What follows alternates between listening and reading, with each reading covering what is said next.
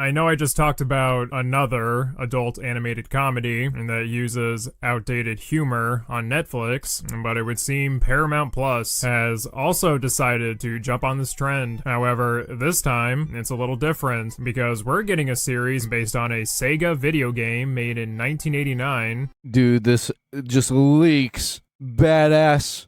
I wonder if this new show is gonna look as cool as this. Called Golden Axe. I'm not going to pretend that I'm a huge fan of this franchise. I mean, my first introduction to Golden Axe was when I was a kid and saw Funny Viking Man from that Sonic for Hire Machinima series. And after researching and I like Golden Axe. I'm a retro gamer.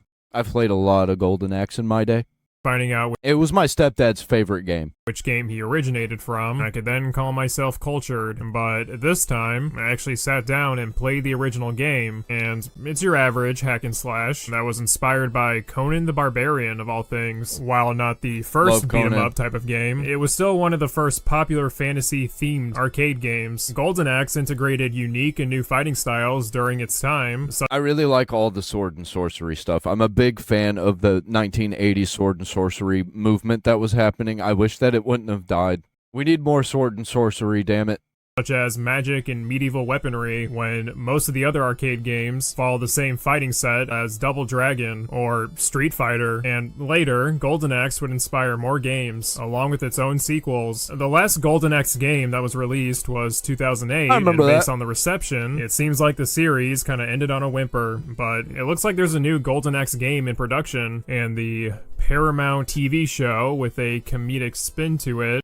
It looks like it was created by the LGBTQ plus community, the LGBTQ.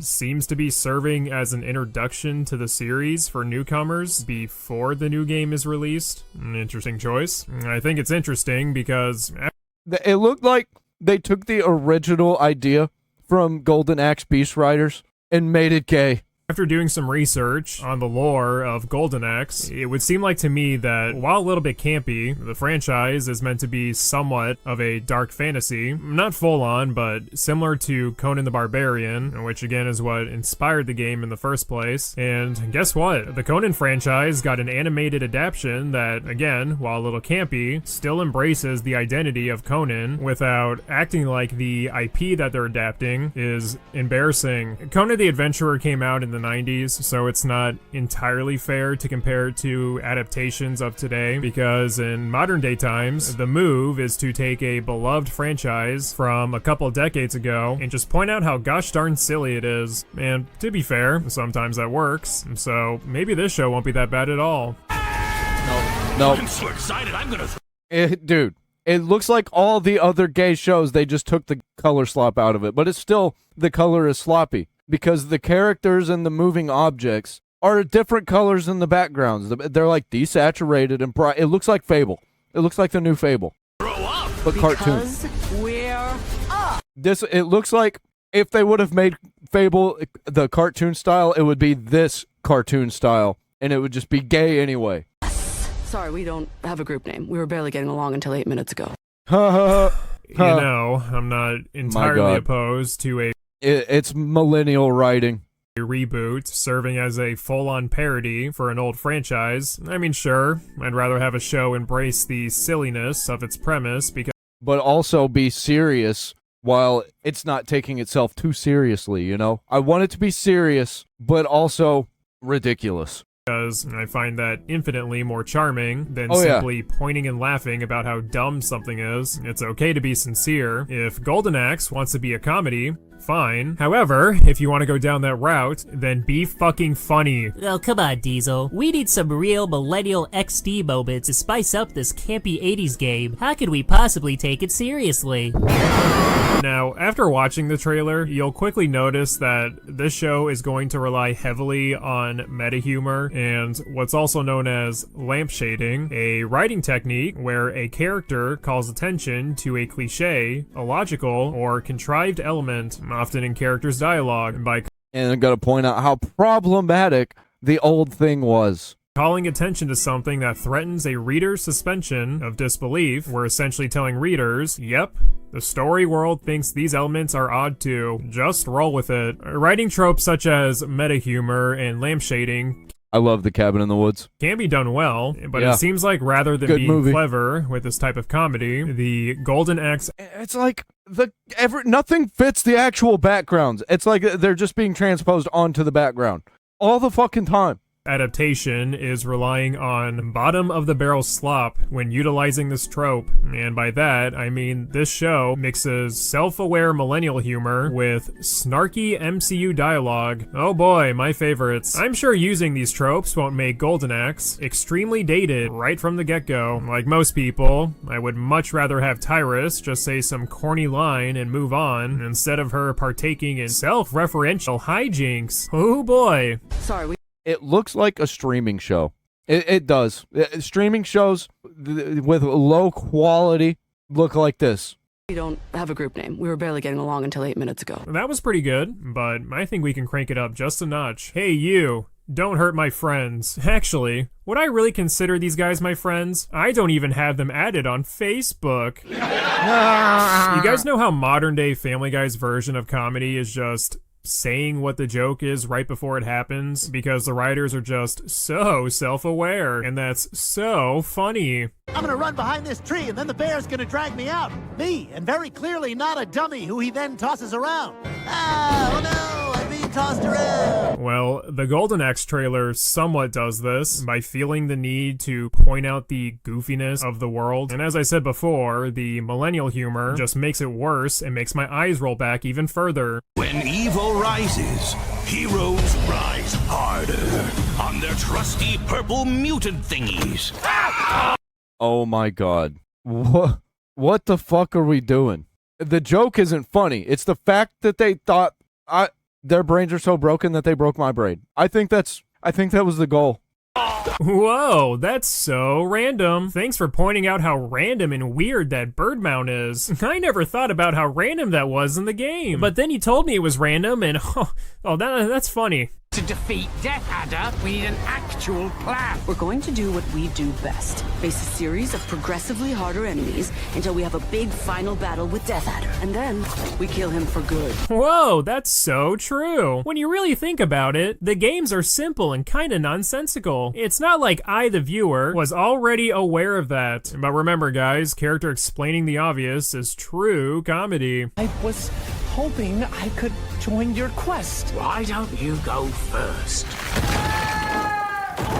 Found the trap on the first try. Did you catch that, audience? He fell on the first level. He just started his adventure and already failed. What a clumsy oaf, am I right? Yeah, surprisingly, replacing 1980s camp with self-aware, quirky Chungus humor doesn't enhance the product in the slightest. In fact, I would say there is nothing more. It looks like a point-and-click game. One of those point-and-click indie games that are made by, the modern audience. One of the indie games that nobody plays. More unfunny than someone acting Or a mobile game. like they're above the thing they're mocking, only to come across as annoying themselves. Kind of reminds me of mobile game ads whenever they use cartoons. It's like, oh yeah, it's hilarious how the people behind the show use outdated millennial humor to make fun of a 1980s franchise. So our heroes fight all sorts of stuff. All sorts of stuff? Even the narrator doesn't give a shit. Oh wait, that's the joke. Hilarious. He's so nonchalant about this adaptation, meaning they're in on the joke. It's like the same kind of humor that Velma had. Here's an idea. Try actually being sincere. Golden Axe. Whoa, like the game? Heck yeah. Let's freaking go. Ugh, never mind. Ironically, because the comedy itself Let's freaking go. That's something an old man would say, right?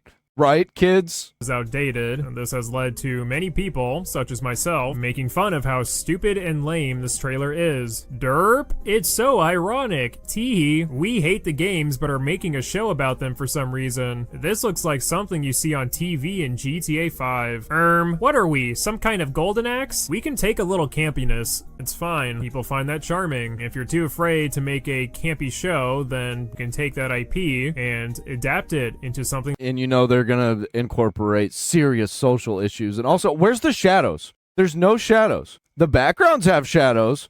It's just so uncanny. More serious and dark. It's definitely possible. We've seen this time and time again with a character like Batman. A grown man fighting crime dressed as a giant bat sounds incredibly silly, but writers have pulled off a serious tone with this idea multiple times. It's possible. These adaptations were unapologetic, and guess what? Everyone ate it up. I think the only time the humor within this trailer actually felt organic and not just get a load of derpy derpus over here is when Tyrus is aggressively kicking this little gnome guy for extra magic pots. Look at him.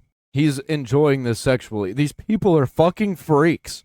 That's actually kind of funny. In the game, you pick up the magic pot. It's funny until if it was a normal person doing it, but you know that they were getting off while they were drawing that little scene right there where she was kicking him in the nuts. To use more powerful spells. The idea of Tyrus just thinking to herself that I want more magic pots and then forcibly beating the pots out of the little thief character makes for a good setup. And it's also nice not hearing the joke explained to me. Too bad the rest of the trailer didn't have similar jokes. What I'm still confused about is what the target demographic is for Paramount's Golden Axe. Most people who are diehard fans of this game are probably well within their 40s, and I just can't see them laughing at any of these jokes. Maybe a younger audience as an introduction to the franchise? Maybe. That seemed to be the tactic for Thundercats Roar, but that show was definitely made for 10-year-olds and was created in 2019, where this type of comedy... I didn't even know this existed.